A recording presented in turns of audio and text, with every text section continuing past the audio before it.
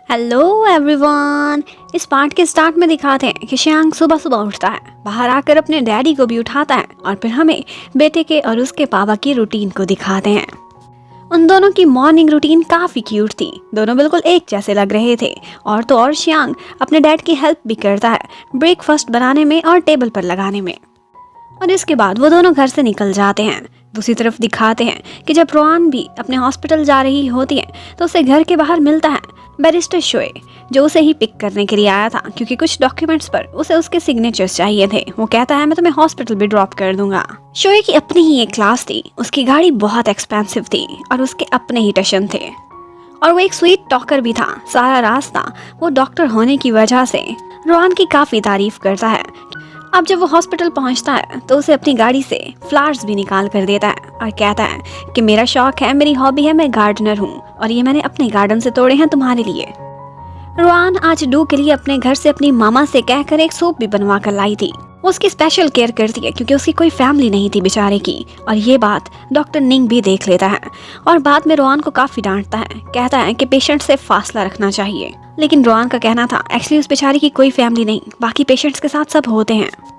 और जब रोआन बार बार उससे क्वेश्चन करती है कि ये बच पाएगा, कितने % चांसेस हैं, तो इस बात पर निंग को काफ़ी गुस्सा आता है। वो कहता है कि तुम प्रोफेशनल क्यों नहीं बनती, तुम भी डॉक्टर हो, अच्छे से समझ सकती हो ये सब कुछ। उसके बाद रोआन आज देखती है अपनी फ्रेंड तान को, जो कि चोरी चोरी रो रही थी। वो उसके पास जाती है और उससे वजह पूछती है। वो बहुत अपसेट थी क्योंकि उसको अपने हस्बैंड पर शक हो गया था। उसे ऐसा लगता था कि वो उससे झूठ बोलकर कहीं गया है और उसके साथ चीट कर रहा है। वो बहुत परेशान थी और अपनी सारी परेशानी वो रोआन से शेयर करती है। यहाँ पर वो काफ़ी ज़्यादा ड्रिंक भी कर लेती है। अब इतना ज़्यादा ड्रिंक करने के बाद जब रोआन अपनी फ्रेंड को संभाल कर घर छोड़ने जा रही होती है तो उसी समय घर पर दिखाते हैं श्यांग ने एक बुरा सपना देखा था। वो जब जाग कर देखता है तो घर पर उसके डैड थे ही नहीं। वो एक इमरजेंसी में हॉस्पिटल चले गए थे। डैड फोन नहीं उठाते तो वो फौरन से कॉल करता है रोआन को और कहता है मम्मी प्लीज आ जाओ, मुझे बहुत डर लग रहा है। अब रोआन को समझ नहीं आ रही थी कि किसे संभालें, तो वो ऐसा करती है कि टान को अपने भाई के हवाले करती है कि इसे घर तक ड्रॉप कर देना और खुद चली जाती है श्यांग के पास। उसका भाई लांग सारा रास्ता बहुत अच्छे से टान का ख्याल रखता है। जब रोआन घर पहुंचती है तो श्यांग बताता है कि वो कितना डर गया था और डर के मारे वो अपने सेफ हाउस में छुप गया था। उसका छोटा सा एक क्यूट सा टेंट था जिसमें वो कहता है कि उसके साथ उसकी मम्मी भी बैठ जाए।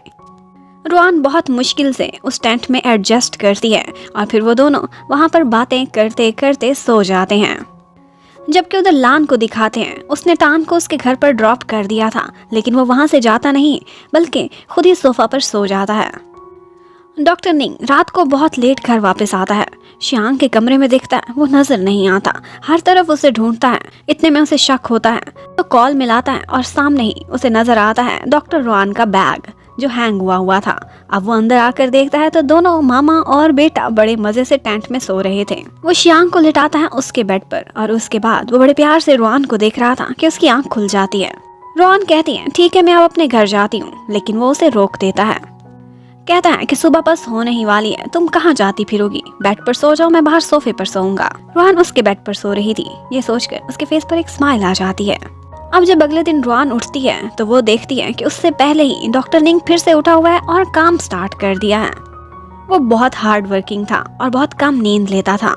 अब रोआन कहती है कि मैं आज ब्रेकफास्ट बनाऊंगी सबके लिए। और श्यांग की खुशी भी आज देखने वाली थी। उसे डैडी भी मिल गए थे सुबह सुबह और साथ में मम्मी भी, और मम्मी के हाथ का बना ब्रेकफास्ट भी। जबकि उधर टान आज लान को अपने साथ नाश्ता कराती है एज अ थैंक्स। वो पूछती है कि तुम मेरे घर पर क्यों सो गए। वो आगे से कहता है कि एक्चुअली मुझे एक डॉक्टर ने बताया था कि ज्यादा ड्रिंक करने से अगर वॉमिट ना आए और सफोकेशन होने लगती है उस पेशेंट की जान भी जा सकती है। एक्चुअली ये उसे निंग नहीं बताया था, तो इसी वजह से वो उसकी सुरक्षा की खातिर वहीं सो गया था। आज हॉस्पिटल में बहुत से सीनियर डॉक्टर्स इकट्ठे होकर बैठते हैं। वो लोग डू का केस डिस्कस कर रहे थे। एक्चुअली वो केस बहुत क्रिटिकल था। उसका जो ट्यूमर था वो ब्रेन के उन सेल्स के पास था जिनके डैमेज होने की वजह से उसकी या तो सांसें रुक जाएंगी या फिर हार्ट बीट पर फर्क पड़ेगा। ये ऑपरेशन बहुत रिस्की होने वाला है, वो सब समझ चुके थे। उसके बाद आज शाम को घर पर दिखाते हैं कि रोआन अपने भाई को देखती है। वो कुछ गिफ्ट लेकर आया था और वो गिफ्ट थे टान के लिए। और फिर हमें पता चलता है कि एक्चुअली लान का बहुत अरसा पहले से ही अपनी सिस्टर की फ्रेंड पर क्रश था और वो अपने पिलो के नीचे कभी कभी उसकी फोटो भी रखा करता था। लेकिन लान ये बात मानने से इनकार कर देता है। कहता है ऐसी कोई बात मैं नहीं सोचता, तुम्हारा भी तो बहुत सारे आइडल्स पर क्रश था, इसका कोई गलत मतलब तो नहीं निकालना चाहिए। उसके बाद आज हॉस्पिटल में क्लिनिक में वो लोग बुलाते हैं डू को और उसकी सारी रिपोर्ट उसको सही सही बता देते हैं कि अगर तुम्हारा ऑपरेशन हो तो क्या चांसेस हैं। अगर वो ऑपरेशन ना कराए तो ज़्यादा से ज़्यादा वो 3 महीने जिंदा रह सकेगा, और अगर उसकी सर्जरी की जाए तो कोई गारंटी नहीं कि वो ऑपरेशन थिएटर से जिंदा उठ पाएगा कि नहीं। ये एक डिफिकल्ट फैसला था और वो चूज करता है कि मैं ऑपरेशन जरूर कराऊंगा। आज उन लोगों का एक मिड ऑटम फेस्टिवल था और इसमें सारे लोग तो आज काम से चले जाते हैं। नाइट शिफ्ट पर होती है डॉक्टर रोआन और साथ में डॉक्टर निंग। निंग उससे कहता है कि तुम वेट करो, मैं तुम्हारे लिए खाना लेकर आता हूँ। जब वो चला जाता है तो पीछे उससे मिलने के लिए शोए आ जाता है, जो उसके लिए ट्रेडिशनल गिफ्ट्स लेकर आया था उस फेस्टिवल के अकॉर्डिंग। वो कहता है मैंने सोचा तुम नाइट शिफ्ट पर अकेली होगी तो मैं कंपनी दे आऊं।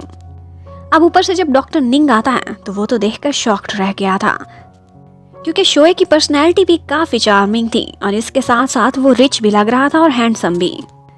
जब शोए उससे हाथ मिलाता है तो डॉक्टर निंग तो उसका हाथ मरोड़ कर ही रख देता है और फिर सॉरी करता है कि न्यूरोसर्जन होने की वजह से मेरे हैंड्स थोड़े स्टिफ हैं। अब वो लोग जब मिलकर बैठकर खाना खाने लगते हैं तो उनके रंग में भंग मिलाने के लिए वो कहता है क्यों ना हम नर्सेस को भी साथ बुला लें जो नाइट शिफ्ट पर हैं। और शोए के बारे में उसे पता चल जाता है कि वो बैरिस्टर हैं, सुपर रिच हैं और इसके साथ साथ वो रोआन का केस भी लड़ रहा है। इतने में जैसे ही वो नर्सेस वहाँ पर पहुँचती हैं, शोए जाकर बैठने लगता है रोआन के बाजू में, लेकिन वो उसे साइड पर हटा देता है और खुद जाकर वहाँ बैठ जाता है। उन नर्सिस को तो शोए बहुत काइंड और स्वीट लगा था और साथ में वो लॉयर भी था, लेकिन यहाँ पर इतनी उसकी तारीफें सुनते हुए निंग को हजम नहीं होती। वो जेलसी के मारे उसे टॉन्ट करता रहता है जब भी मौका मिलता है। लेकिन वो लोग अपना खाना खत्म करते उससे पहले ही उनको एक इमरजेंसी आ जाती है। शोए भी उनके पीछे पीछे जाकर देखता है तो वहाँ पर एक पेशेंट की धड़कनें बंद हो गई थी। वो लोग शॉक देते हैं और उसे दोबारा से जिंदा कर देते हैं। ये देखकर उसे बहुत खुशी होती है और फिर उसके बाद वो लोग एक ऑपरेशन करने चले जाते हैं और इसी तरह से सुबह हो गई थी। शोए तो उनके इंतजार में बाहर बैठा बैठा सो जाता है। रोआन को बुरा फील होता है कि तुम्हें इतनी देर वेट नहीं करना चाहिए था और इसी के बदले वो उसके साथ नाश्ते पर चली जाती है। रोआन ने फील कर लिया था कि शोए उसको लाइक करने लगा है, वो उसके लिए सीरियस है, वरना इतना इंतजार कोई किसी का क्यों करता। वो उसे अपने साथ पार्टी पर जाने को कहता है, लेकिन रोआन आगे से कहती है कि मेरे बारे में जान लो थोड़ा सा, पता है मैं डिवोर्स्ड हूँ। शोए कहता है मुझे इससे कोई फर्क नहीं पड़ता, ये तो तुम्हारा लेजिस्लेटिव राइट है। फिर कहती है अच्छा तो ये भी जान लो जो डॉक्टर निंग तुम्हें कल मिला था ना, वही मेरा एक्स हस्बैंड है। अब ये सुनते ही उसके गले में खाना अटकने लगता है। वो सरप्राइज जरूर हुआ था, लेकिन ये बात भी उसे बॉदर नहीं करती। वो कहता है बहुत अच्छी बात है, मुझे ये पता चल गया और केस में अगर वो लोग ये क्लू तुम्हारे खिलाफ यूज करेंगे तो मैं समझ गया हूँ मुझे कैसे टैकल करना है, मैं तैयारी करके जाऊंगा। उधर डू को दिखाते हैं। आजकल उसकी कंडीशन बहुत खराब थी, केमोथेरेपी के साइड इफेक्ट्स उस पर नजर आ रहे थे। वॉच डॉक्टर डिंग को कहता है कि अगर मुझे कुछ हो जाए, मैं ऑपरेशन के बीच मर जाऊं, तो प्लीज तुम मेरे इन प्लांट्स का जरूर ख्याल रखना। डॉक्टर डिंग को भी उसकी इस बात से बहुत अफसोस होता है। वो सारे डॉक्टर्स ही आहिस्ता आहिस्ता उससे अटैच होते जा रहे थे, क्योंकि उस बेचारे की कोई फैमिली नहीं थी और ना ही उसके बचने के चांसेस। इतने में डॉक्टर चंग आ जाता है डिंग के पास। वो जब भी उसे कोई बात समझाने की कोशिश करता था तो वो उसकी फिलॉसफी को स्कम बैक कहती हुई चली जाती थी। ये पहली स्टूडेंट थी जिसे अपने टीचर को जरा भी रिस्पेक्ट देनी नहीं आती थी। और इसके साथ ही ये पार्ट खत्म होता है। Thank you for watching, stay connected, bye bye.